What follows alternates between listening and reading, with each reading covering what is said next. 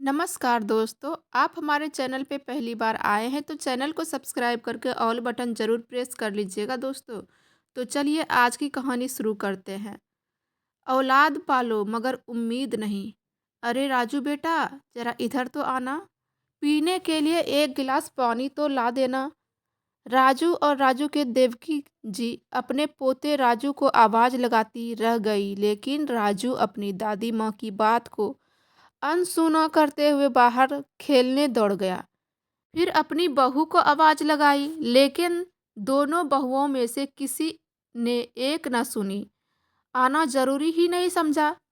देवकी जी के पति के देहांत 7 महीने पहले हो चुके थे।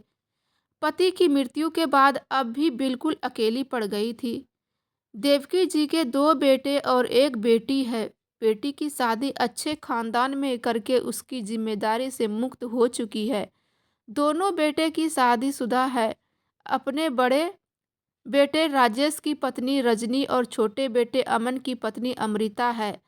दोनों का एक एक बेटा है। राजेश का बेटा राजू 10 वर्ष का है, जो कि अमन का बेटा सोनू 9 वर्ष का है। दोनों में 1 वर्ष का फर्क था, परंतु दोनों का जन्म एक ही दिन आता था। घर में सभी लोग अपना ख्याल स्वयं रख सकते थे, लेकिन यदि घर में किसी को सहारे की आवश्यकता थी तो वो थी देवकी जी, जिनकी ढलती उम्र के साथ शरीर की ताकत और हड्डियों में जान कम होती जा रही थी। अपने घर के आंगन में चारपाई पर देवकी जी अकेली बैठी हुई थी और खुद को बहुत लाचार महसूस कर रही थी। बैठे बैठे सोच रही थी कि यह तो कुदरत का नियम है कि जैसे जैसे नई पीढ़ी के शरीर में ताकत बढ़ती जाती है, वैसे वैसे ही पुरानी पीढ़ी कमज़ोर हो जाते हैं, लाचार हो जाते हैं। परंतु नई और पुरानी पीढ़ी के बीच कितनी दूरी आ जाएगी, ये कभी सोचा न था। बच्चों को अपना अकेलापन दिखेगा और ना ही उसके आंसू नजर आएंगे, ऐसा तो मैंने अपने सपने में भी नहीं सोचा था। जब 7 महीने पहले उसके पति की मृत्यु हुई थी, तब दोनों बेटे और बहू में उनकी खूब सेवा कर रहे थे। कुछ ही दिन बीते थे जब दोनों बेटों ने आकर कहा, माँ, हमारा इन दोनों कमरों में कैसे गुजारा हो पाएगा। अब बच्चे भी तो बड़े हो रहे हैं, तो उन्हें भी पढ़ाई करने के लिए अलग कमरा चाहिए। पिताजी तो कुछ किए बगैर ही स्वर्ग सिधार गए, अब आप ही कुछ कीजिए। बेटे की यह बातें सुनकर देवकी जी कुछ हैरान रह गई और पूछने लगी, बेटा, लेकिन बेटा, तुम कहना क्या चाहते हो? मैं क्या कर सकती हूँ? मेरे पास तो इतने पैसे भी नहीं हैं कि मैं मकान पर खर्च कर सकूँ। तभी उसका छोटा बेटा बोला, माँ, पिताजी के सारे जमीन जायदाद आपके ही नाम पर कर दी गई थी। आपकी जो गांव वाली ज़मीन रखी है उसकी तो आप ही मालकिन हैं। माँ, उस ज़मीन का आधा हिस्सा बेच दो। उसे बेचकर जो पैसे मिलेंगे उससे हम ऊपर की 2 मंजिलें बनवा देंगे। फिर बड़े बेटे ने कहा, माँ, आप ही सोचिए, हमारे बच्चे भी बड़े हो रहे हैं, जगह की कमी हो रही है, और फिर कभी कभार बच्चों के दोस्त भी आ जाते हैं, या कभी उन दोनों का जन्मदिन मनाना होता है तो जगह ना होने के कारण उन्हें शर्मिंदगी महसूस होती है। बेटों की इतनी आग्रह करने पर देवकी जी सोच में पड़ गई। फिर सोचने लगी कि आज है या कल, आखिर यह सब कुछ तो बच्चों का ही होगा। ऐसा सोचते हुए उन्होंने गांव की जमीन का आधा हिस्सा बेच दिया और उससे आया पैसा बेटों को दे दिया और कहा, अब तुम ही जैसा ठीक लगे, तुम जैसा मकान बनवा लो। दोनों बेटों ने ऊपर 2 मंजिलें और बनवा ली। फिर कुछ दिन बीते। एक दिन उनका बड़ा बेटा उसके पास आया और बोला बोला अब आपकी तबीयत ठीक नहीं रहती तो फिर आपको जमीन जायदाद का क्या काम है? अब इस बुढ़ापे में तो आपकी जिम्मेदारियां अपने बच्चों को सौंप दो और फिर आराम से बहुओं से अपनी सेवा करवाओ। शांति बैठकर हुक्म चलाना अपनी बहुओं पर। देवकी जी बोली, बेटा, तू यह सब क्या कह रहा है? मैं कहाँ भागे जा रही हूँ? तभी उसका छोटा बेटा अमन राजू और सोनू का हाथ पकड़कर ले आया और बोला, माँ, कल इन दोनों का जन्मदिन है और हम चाहते हैं कि आप इन्हें ऐसा तोहफा दीजिए जो कभी किसी ने न दिया होगा। तब देवकी जी बोली, हाँ बेटा, मैं भी इनका जन्मदिन यादगार बनाना चाहती हूँ, लेकिन मैं क्या कर सकती हूँ, कोई अच्छा तोहफा भी नहीं दे सकती। तभी बड़ा बेटा राजू बोला, माँ जी, केवल आप ही हैं जो इन्हें अनमोल तोहफा दे सकती हैं। ऐसा कहते हुए उनके अपनी माँ के आगे कुछ कागज रख कर बोला, आपको और कुछ नहीं करना, बस इस कागजों पर अपने दस्तखत कर दीजिए। अरे बेटा, इस पर तो सब कुछ अंग्रेजी में लिखा है। तुम्हारे पिताजी हमेशा कहा करते थे कि दस्तखत करने से पहले कागजों को पढ़ लेना चाहिए, क्योंकि धोखाधड़ी बहुत है। लेकिन यह बात तो पराई लोगों के साथ लागू होती है, यह मुझसे कौन धोखा करेगा। ऐसा कहते हुए उन्होंने कागजों पर दस्तखत कर दी, लेकिन जैसे ही उन्होंने दस्तखत किए, उनके मन में ख्याल आया कि पूछना तो चाहिए कि यह कागज किस चीज़ की है।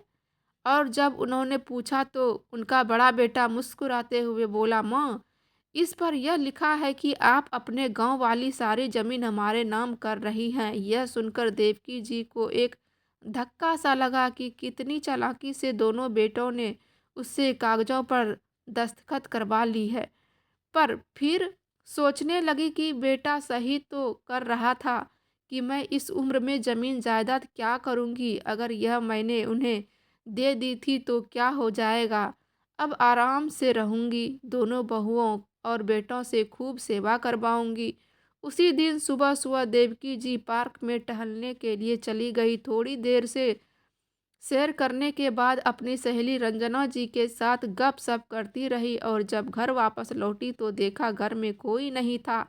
रसोई घर का सारा सामान भी गायब था। एक पलकों को घबरा गई, बच्चों को आवाज़ देने लगी तो इतने में बड़ी बहू ऊपर से बोली, क्या हुआ मौजी, इतना क्यों चिल्ला रही हो? हम ऊपर आ चुके हैं सारा सामान लेकर, ठीक है? बहू काम में व्यस्त हो तो मैं भी ऊपर ही आ जाती हूँ। जैसे ही देवकी जी ऊपर पहुँची और पहला कदम रखा तो बहू जोर से चिल्लाई, और आपको दिखाई नहीं देता? सारा घर गंदा कर दिया। अभी अभी मैंने पोछा लगाया था, सूखा भी नहीं था। अपनी बहू रजनी के मुंह से ऐसी बातें सुनकर देवकी जी का कलेजा मुंह को आ गया, और बड़बड़ाते हुए बोली, बहू, वो मुझे बहुत ज़ोर से भूख लगी थी, अगर मेरे लिए नाश्ता बना देती तो फिर बहू का गुस्से से भरा हुआ चेहरा देखते हुए बोली, मैं ऊपर आपका कुछ गंदा नहीं करूँगी, तो मेरे लिए खाना नीचे ही पहुँचवा देना। तभी रजनी बोली, देखिए मौजी, अभी मैंने कुछ नहीं बनाया खाने को, ऊपर जाकर अपनी छोटी बहू से पूछ लीजिए, उसने कुछ बनाया होगा तो दे देगी। अरे बहू, पहले ही इतनी सीढ़ियाँ चढ़कर मेरा सांस फूल गया है, तुम्हें कुछ दे देती मौजी, अभी मुझे बहुत काम है, एक रोटी बनाने का काम नहीं है। इतना कहकर वह चली गई। देवकी जी जैसे ही हिम्मत जुटाकर छोटी बहू अमृता के पास पहुंची, देखा तो वो भी घर के काम में व्यस्त थी। उन्होंने उसे आवाज़ दी और खाना मांगा तो अमृता ने कहा, माँ जी, अभी मैंने रोटियां नहीं बनाई है, रात की रोटियां पड़ी है, आप वही खा लीजिए। देवकी जी रात की बासी रोटियां लेकर उदासी नीचे आ गई, परंतु वे समझने में असमर्थ थी कि उसके आगे पीछे सारा दिन माँजी माँजी कहकर उनकी सेवा करने वाली बहुएं आज इतना अजीब सा व्यवहार क्यों कर रही है। उसी समय उसकी बेटी राधिका का फोन आया।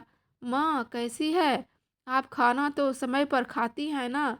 तो देवकी जी बोली, बेटा मैं बिल्कुल ठीक हूँ, तेरे दोनों भाइयों और भाभी, उन्हें तो मुझे सर आंखों पर बिठा कर रखा है, तू मेरी चिंता मत कर, तेरी भाभी गरम गरम खाना परोस कर गई है, अभी मैं खाना खा रही हूँ, बाद में बात करती हूँ।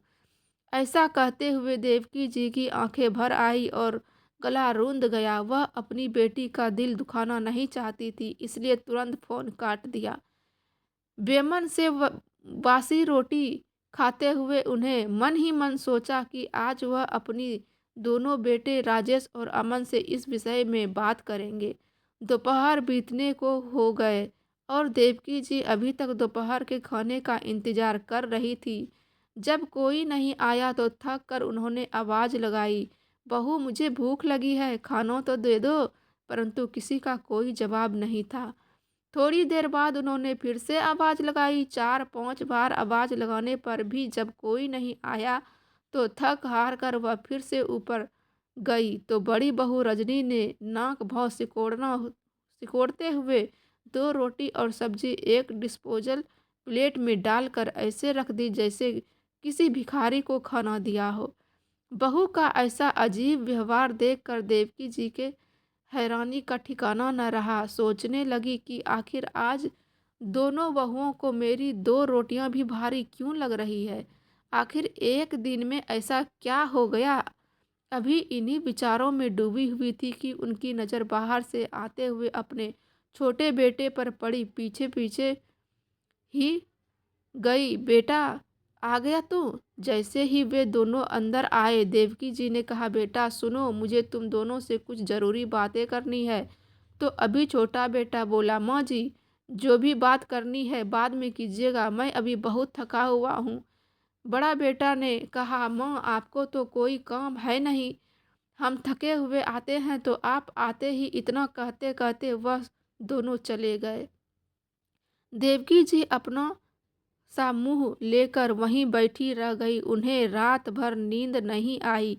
अगले दिन सुबह उठकर उन्होंने अपने बेटे से बात करने की सोची और सीढ़ियां चढ़कर ऊपर चली गई। ऊपर जाकर देखा तो उनका बेटा राजेश ऑफिस जाने के लिए तैयार हो गया था। तभी उनकी बहू रजनी ने मुंह बनाते हुए कहा, सुनो तुम्हारी माँ आई है। देवकी जी सुनकर हैरान रह गई और बोली, ये क्या बात हुई बहू, क्या मैं तुम्हारी कुछ नहीं लगती।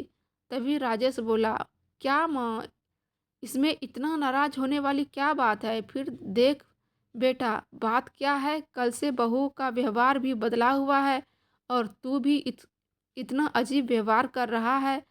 क्या माँ आप भी सुबह सुबह फालतू ड्रामा करने लगी। छोटी सी बात का बतंगड़ बनाने में जरा भी देर नहीं लगती। तभी उनकी बहू चिल्लाई, सुन लिया, अब जाइए यहाँ से, नाश्ता करने दीजिए इन्हें। देवकी जी जस के तस खड़ी रह गई। बहू की तेज आवाज़ सुनकर उनके हाथ पांव सुन्न पड़ गए। उन्हें ऐसा लगा कि जैसे वो किसी बुरे सपने से जागी हो। देवकी जी बेइज्जती होकर बड़ी बहू के कमरे से बाहर निकल आई। वह बहुत ज़्यादा डर गई थी, लेकिन उन्हें भूख लगी थी, इसलिए हिम्मत करके ऊपर छोटे बेटे के पास चली गई। दरवाज़ा खुला था। उन्होंने आवाज़ दी लेकिन कोई नहीं आया तो वो अंदर जाकर बैठ गई। उनके बेटे अमन ने उन्हें देखा तो रसोई घर में से 2 रोटियां लाकर उन्हें अभी देवकी जी ने पहला टुकड़ा मुंह में डाला ही था। इतने में छोटी बहू कमरे से आई और बोली, माँ जी आप यहाँ कैसे। अपनी बहू के इस सवाल को सुनकर देवकी जी की आंखें भर आई। यहाँ कैसे मतलब। अब रजनी बहू ने भी मुझे कह दिया कि यहाँ मत आया करो और अब तुम भी ऐसी बात करोगी तो मैं कहाँ जाऊँगी। अपनी माँ की यह बात सुनकर अमन ने उन्हें कहा, माँ आप पहले खाना खा लीजिए फिर बात कर लेना। अमन को अपनी माँ के साथ नरमी से पेश आते देख छोटी बहू अमृता उसे गुस्से से घूरने लगी, देखने लगी, परंतु उस समय कुछ नहीं कहा। अगले दिन जब उन्होंने अपने बड़े बेटे राजेश से दवाइयाँ लाने को कहा तो बड़ी बहू रजनी ने स्पष्ट जवाब दे दिया कि हमसे आपके खर्च तो पूरे नहीं होते, अपने खर्च तो पूरे नहीं किए जाते, आपके खर्चे कहाँ से उठाएंगे। बात केवल 2 रोटी की होती तो चलता, आपके खर्चे कम नहीं हैं। कपड़ों का खर्च, दवाइयों का खर्च, खाने पीने का खर्च। ना बाबा ना, हमसे तो यह सब खर्च नहीं उठाया जाएगा। अब देवकी जी ने बड़ी बहू के पास जाकर खाना मांगना छोड़ दिया था। अब तीनों समय का छोटी बहू के यहाँ से ही खाना पड़ता था। कुछ दिन ऐसे चलता रहा। एक दिन जब देवकी जी खाना खाने के लिए अपनी छोटी बहू के पास जा रही थी तभी उन्हें छोटी बहू अमृता की आवाज़ आई। वो अपने पति से झगड़ रही थी कि कुछ सीखो बड़े भैया और बड़ी भाभी से, उन्होंने तो अपना पल्ला झाड़ लिया और हमारे माथे मर दिया। आपकी माँ तो हमारे खर्च पहले ही कुछ कम है क्या। तभी अमन बोला, तुम्हारी बात ठीक है अमृता, जब बड़े भैया अपनी जिम्मेदारी नहीं निभा रहे हैं तो फिर माँ का सारा बोझ हम ही क्यों उठाएं? मैं बड़े भैया से बात करके उन्हें वृद्ध आश्रम भेजने का इंतजाम करवाता हूँ। बेचारी देवकी जी यह सुनकर तो जबरदस्त रह गई और वहीं से वापस नीचे आ गई। अब किसी बेटे के बहू के पास दोबारा जाने की उनकी हिम्मत ही नहीं हो रही थी। आज उनकी बर्दाश्त की हद खत्म होती जा रही थी, क्योंकि उन्हें खाना खिलाना तो दूर, अब कोई उन्हें इस घर में देखना भी नहीं चाहता था। वह अकेली ठुकराई हुई थी, आंगन की चारपाई पर बैठी रही। सभी का आंगन में से आना जाना चलता रहा, परंतु किसी के पास इतना समय नहीं था कि अपनी बूढ़ी माँ के पास 2 पल के लिए बैठ जाए। जब बेटों और बहुओं ने ही अपनी जिम्मेदारी से पल्ला झाड़ लिया था, तो फिर वह अपने पोतों से भी क्या उम्मीद करती? आखिर वो भी तो अपने माता पिता के नक्शे कदम पर ही चल रहे थे। इतने बड़े परिवार के होते हुए भी देवकी जी अकेलेपन और भूखमरी की मार झेल रही थी। आज बगैर कुछ खाए पिए वह टहलने के लिए निकल गई, तो उनकी सहेली रंजना ने महसूस किया कि वह बहुत गुमसुम सी है। थोड़ी देर तो उन्होंने सोचा कि वह खुद ही बता देंगे, परंतु जब देवकी जी ने कुछ नहीं बताया तो रंजना ने ही उनकी परेशानी का कारण पूछा। तो देवकी जी खून से भरी आंखें लिए बोली, आंसू से भरे आंखें लिए बोली, क्या बताऊं रंजना, जब मैंने बेटी को जन्म दिया था तो हम लोगों को लगा था कि हमारे सिर पर किसी ने बहुत बड़ा बोझ रख दिया हो, क्योंकि हमें उनके लिए नहीं जोड़ना पड़ेगा, पढ़ा लिखा कर दूसरे के घर भेजना पड़ेगा। लेकिन जब मेरी एक के बाद एक 2 बेटे पैदा हुए, तब तो मैं फूले न समा रही थी और उनकी पिताजी का तो सीना गर्व से चौड़ा हो गया था। हमें लगता था कि शायद हमारे पिछले कर्मों का फल है, हमने मोती दान किए होंगे जो इस जन्म में ये कृपा बरस रही है। और मुझे ऐसा महसूस हुआ कि जैसे मैंने तो गंगा नहा ही लिया। बेटों के साथ मेरा बुढ़ापा आराम से कटेगा और भी मेरे बुढ़ापे की लाठी बनेंगे। मैंने तो पूरी उम्र किसी को स्वयं ही मैं बिता दूं। हम बच्चों के ऊपर जो आज खर्च कर रहे हैं वह हमें बुढ़ापे में सूद समेत वापस कर देंगे। अपनी सारी जमा पूंजी हमने अपने बच्चों को उसके पैरों पर खड़ा करने में लगा दी, यहाँ तक कि अपनी सेहत पर ध्यान भी नहीं दिया।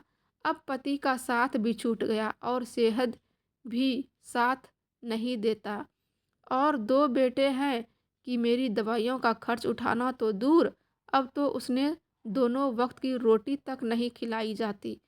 अपनी सारी बातें बताते हुए उनकी आंखों से आंसू बह निकले, उनका गला रूंध गया। रंजना जी ने उन्हें पानी पिलाया और सांत्वना देते हुए कहा, सब ठीक हो जाएगा। फिर देवकी जी बोली, पता नहीं रंजना, इस उम्र में अब और क्या क्या देखना बाकी रह गया है। भूख से तड़पने के बाद भी अब तक मेरा प्राण नहीं निकले हैं। इतना कहते कहते वह फूट फूट कर रोने लगी और वहीं जमीन पर बैठ गई। रंजना जी ने उन्हें हौसला दिया और उन्हें उठाकर उन्हें कुर्सी पर बैठाया और बोली, देखो देवकी, यदि तुम ऐसे ही हार मान जाओगी तो इसके बाद भी तुम्हारे बच्चे तुम्हारे साथ न जाने क्या क्या करेंगे। लेकिन यदि तुम हिम्मत दिखाती हो और गलत के खिलाफ आवाज़ उठाती हो तो अपना बचा हुआ जीवन बहुत अच्छी तरह से बिता सकती हो। अपनी सहेली की यह बात सुनकर देवकी जी कुछ सोच में पड़ गई। अब तुम मेरे साथ चलो। रंजना जी देवकी जी को अपने साथ एक ठेले पर लेकर गई, जहां उन्हें भर पेट खाना खिलाया। फिर देवकी जी घर लौट आई। कुछ देर देखा और कुछ सोच विचार में पड़ी रही। शाम हो चुकी थी, परंतु देवकी जी को दोपहर का खाना अजीब नहीं लग रहा था। फिर खुद ही हिम्मत करके जो थोड़े बहुत पैसे पड़े थे लेकर पास की किराने की दुकान पर चली गई और एक ब्रेड का पैकेट खरीद कर ले आई। शाम के समय उनकी बेटी राधिका अपने पति के साथ उन्हें मिलने के लिए आ पहुंची, तो देव की थी उस समय ब्रेड खा रही थी। अपनी बेटी राधिका को देखते ही उन्होंने ब्रेड का पैकेट छिपा लिया और बोली, अरे बेटी, तू कब आई? तूने तो आने के बारे में बताया भी नहीं। माँ, जब आपसे फ़ोन पर बात की थी तो मुझे कभी एहसास हो गया था कि कुछ ठीक नहीं है, इसलिए मैं आपसे मिलने चली आई। मुझे साफ साफ बताओ कि बात क्या है। बेटियाँ, मैंने तुझे कहा तो था कि सब कुछ ठीक है, तू बिना सिर पैर की ही चिंता कर रही है। देवकी जी ने नज़रें चुराते हुए कहा। तभी दरवाजे से आती हुई रंजना जी की आवाज़ आई, क्या खाक ठीक है? देवकी, राधी बेटी, अच्छा किया कि तू आ गई। मैं तुझे बताती हूँ कि तेरी माँ कैसी एक एक दिन काट रही है। रंजना जी ने सारा वाक्य राधिका को सुनाया। सारी बात सुनकर राधिका हक्की बक्की रह गई। उन्हें विश्वास नहीं हो रहा था कि उनकी माँ पर जान छिड़कने वाले उनके भाई अचानक इतने लालची कैसे हो गए। देवकी जी का दामाद, जो यह सारी बातें सुन रहा था, कहने लगा, माँ जी, मेरा एक बहुत अच्छा दोस्त वकील है। आप एक काम कीजिए, अपने प्रॉपर्टी के कागज़ उठाइए और हमारे साथ चलिए। देवकी जी ने मना करने के बाद भी वे दोनों नहीं माने और उन्हें अपने साथ वकील के पास ले गई और सभी हालातों में के बारे में बताया। वकील ने सभी कागज़ देखे और कहने लगा, अरे वाह, यह हुई ना बात। ये बताइए, ये कागज़ किस प्रॉपर्टी के हैं? तभी देवकी जी ने कहा कि यह हमारे मकान की उस ज़मीन के कागज़ हैं। फिर वकील मुस्कुराते हुए बोला, अगर ऐसी बात है तो आप अपने बेटों और बहुओं को अच्छा नाच नचा सकती हैं। फिर वकील के कहने पर देवकी जी ने कागज कार्यवाही शुरू की। उसके कुछ समय के बाद देवकी जी घर लौट आई। थोड़ी ही देर में उनके दोनों बेटों भी घर आ गए। उनके पास आकर बोले, माँ, अब हमसे आपका भार और नहीं उठाया जाता, इसलिए हमने आपका इंतजाम वृद्ध आश्रम में करवा दिया है। यह बात सुनकर देवकी जी हैरानी से उनकी ओर देखने लगी तो बड़ा बेटा बोला, चिंता मत कीजिए, मैं वहाँ आपको किसी भी तरह की कोई कमी नहीं होने दूंगा। अभी यह बात चल ही रहा था कि राधिका और उनका पति वकील के पास के साथ उनके सामने हाजिर हो गए। उन दोनों को वकील के साथ वहां देखकर दोनों बेटों और बहुओं की हैरानी का ठिकाना न रहा। बड़ा बेटा बोला, ये सब क्या तमाशा है? तुम लोग यहाँ वकील के साथ? फिर बड़े बेटे ने कहा, अच्छा, अब समझ में आया कि माँ की संपत्ति में तुझे और जीजाजी को भी अपना हिस्सा चाहिए, इसलिए वकील को लेकर आ गई हो। लेकिन एक बात कान खोलकर सुन लो, यह संपत्ति हम दोनों भाइयों की है, तुम्हारा इसमें कोई हक नहीं है। यह बात सुनकर राधिका, उसके पति को बहुत गुस्सा आया। तभी राधिका बोली, मुझे माँ की संपत्ति में से एक पैसा भी नहीं चाहिए। मैं तो केवल इतना चाहती हूँ कि मेरी माँ इस बुढ़ापे में सुख से चैन से रहे, जीवन जिए। अरे माँ को अपने साथ लेकर जाना चाहती थी, लेकिन वो भी यह कहकर मना कर देती है कि अपने जीवन का अंतिम समय वो बाबूजी की यादों के साथ इसी घर में रहना चाहती है, गुजारना चाहती है। फिर देवकी जी के चेहरे पर गुस्से भरे भाव लेते हुए कहा, अपनी बेटी से ज़्यादा मैंने और तुम्हारे पिताजी के अपने बेटों को प्यार किया, यह सोचकर कि बेटियां तो पराई होती है, केवल बेटे ही बुढ़ापे में साथ निभाते हैं। लेकिन आज मुझे यह महसूस हो रहा है कि हमसे कितनी बड़ी गलती हो गई थी। तुम लोगों ने तो मेरे पास कोई और चारा ही नहीं छोड़ा था। जब तक जायदाद मेरे नाम पर थी तब तक मेरे आगे पीछे दौड़ते थे, और अब बस निभाने की बात आई तो तुम सभी हाथ पीछे खींच लिए। मेरा पैसा और ज़मीन तुम सबको चाहिए था, पर बूढ़ी माँ उसका क्या? यह मत भूलो कि यह घर आज भी मेरे पति का है, जिस पर सबसे पहला अधिकार मेरा है। तभी बड़े बेटे ने कहा, इस पर आपका कोई अधिकार नहीं है। वसीयत बनाते समय ही पिताजी ने यह मकान हमारे नाम पर कर दिया था।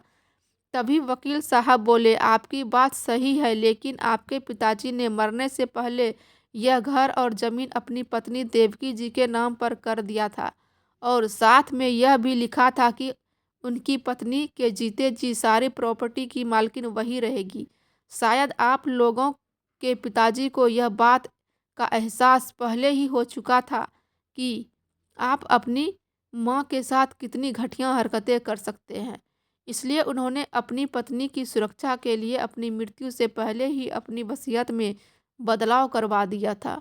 उनकी मृत्यु की जो तिथि आपने बताई है, उससे ठीक 1 हफ्ता पहले ही वसीयत बदली गई है। आज की तारीख में यह घर और आपके पिताजी की गाँव की ज़मीन देवकी जी की है। वह जैसा चाहे उसका इस्तेमाल कर सकती है। कोई उनसे कुछ नहीं कह सकता। यह सुनकर तो दोनों बेटों की जैसे जान ही निकल गई। कभी वकील को देखते तो कभी अपनी माँ को। इस घटना के बाद देवकी जी आज तक सब कुछ सहन करती आई थी, चुपचाप रहने वाली एक सीधी-सादी महिला नहीं रही। अपने अधिकार के लिए लड़ना उन्हें आ गया था और अपनी औलाद को सबक सिखाने के लिए उन्होंने अपने बेटे-बहुओं को फरमान सुना दिया कि वे जल्द से जल्द मकान को खाली कर दें। इतनी बात सुनते ही बड़ा बेटा राजेश अपनी माँ के पैरों में गिर पड़ा। माँ, मुझसे बहुत बड़ा गलती हो गया है, मुझे माफ़ कर दीजिए। उसी समय उसका छोटा बेटा अमन बोल पड़ा, माँ, मुझे तो बड़े भैया ने उल्टी पट्टी पढ़ाई थी, नहीं तो आप जानती ही हैं मैं ऐसा करने के बारे में कभी सोच भी नहीं सकता था। फिर देवकी जी बोली, मुझे दूर करने से पहले तुमने इतना तक नहीं सोचा कि इस उम्र में माँ कहाँ जाएगी, कैसे रहेगी? फिर मैं तुम्हारे बारे में क्यों सोचूं? लेकिन मैं अपने दोनों पोतों को दर दर की ठोकरें खाने के लिए नहीं छोड़ सकती।